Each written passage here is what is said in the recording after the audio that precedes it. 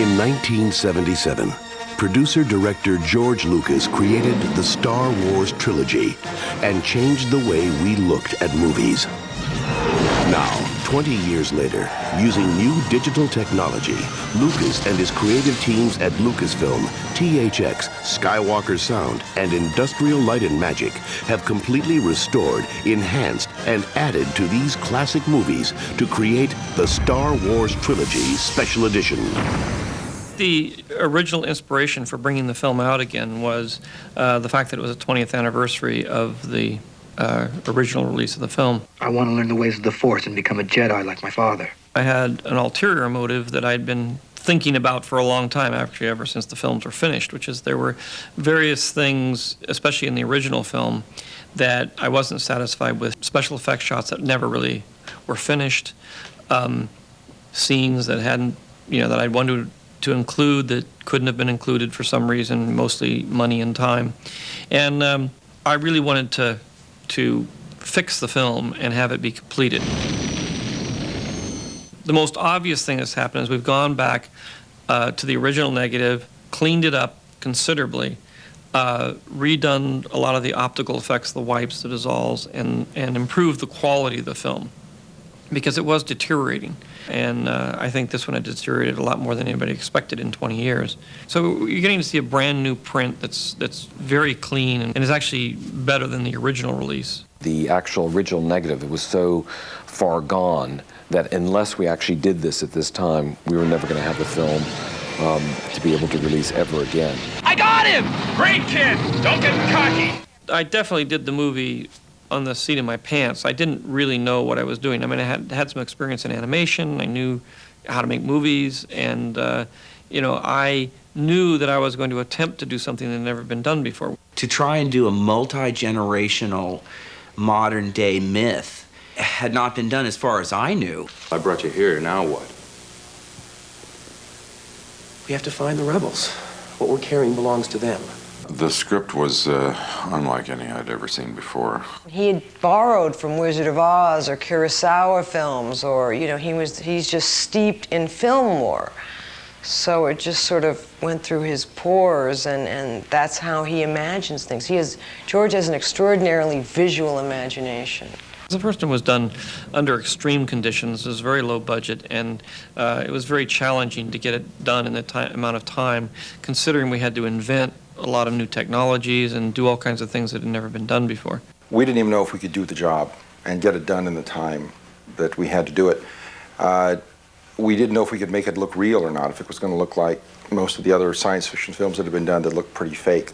So it was a problem of trying to come up with a look that could allow George's vision to get on the screen and be executed for the amount of money and for the time that we had. One of the things that impressed me on all the movies was the way George could take Scotch tape and popsicle sticks and really make something out of it. When I had visions of what it would look like to see the Death Star blow up. And they had the equivalent of, say, 6 ping pong tables in the parking lot somewhere in the valley with all the tchotchkes glued to the surface, all these model... they cannibalized thousands of battleship kits and just glued them all on, and they were making passes on it with somebody just driving a Jeep, and of course that's the footage of the TIE fighters flying past the surface. The essence of the storytelling had to be sacrificed for the limits of technology. George had very specific shots that he wanted to be able to achieve, but it was extremely difficult to do that with models on wires. So although for us in 1977, when we first saw it, it was still powerful, it was still big, he never got visually the dynamic shots that he actually wanted to get. So we've redone those. I've taken a lot of the special effects shots that weren't really as good as I'd hoped they would be because they were sort of prototype technology, and I've been able to improve them and just add that little difference. And I've done it with a lot of the end battle shots. You can actually see them. They come straight over camera, they go underneath camera, we can pan with them, you can see the pilots inside of them, you can see their heads moving. That was a real challenge, but really a great deal of fun to do. Great shot, kid! That was 1 in a million! Mos Eisley was one of the scenes that actually prompted this whole adventure of redoing the movie. Because there were some scenes in there with the speeder that was obviously supposed to float across the landscape. And in the Mos Eisley sequence coming up to the cantina, they never really accomplished that. And all the best they could do was to put some Vaseline on the lens to kind of fudge out the wheels under the car. But it didn't look like it was floating. It was sitting right on the ground. And there was this sort of orange blob underneath it that we jokingly called the force field. That combined with the fact that I wanted to have Mos Eisley to be more exotic and to be larger and to have spaceships and more creatures running around and more like a real city, is what really prompted a lot of this redo on the film. So we designed a series of shots which show Mos Eisley in a much grander scale. We pull back and see the whole city. We see a lot more beasts of burden moving around in the city, more activity, and it just gives you a better sense of what Mos Eisley is. One of the things we were concerned with right from the beginning was we certainly didn't want it to suddenly look like a brand new, different looking shot every time we dropped in one of the redos or improved or new shots. So a broad category of the new work we've done is to take the original elements that were used to comprise the shots and recombine them now using mostly computer technology. When you're creating a world, part of what you do is whimsy, and part of what you do is for plot movement, and part you do just for your own personal interest and psychological eccentricities. I think dewbacks were put there out of whimsy. I wanted to give a kind of random, real-world feel to everything.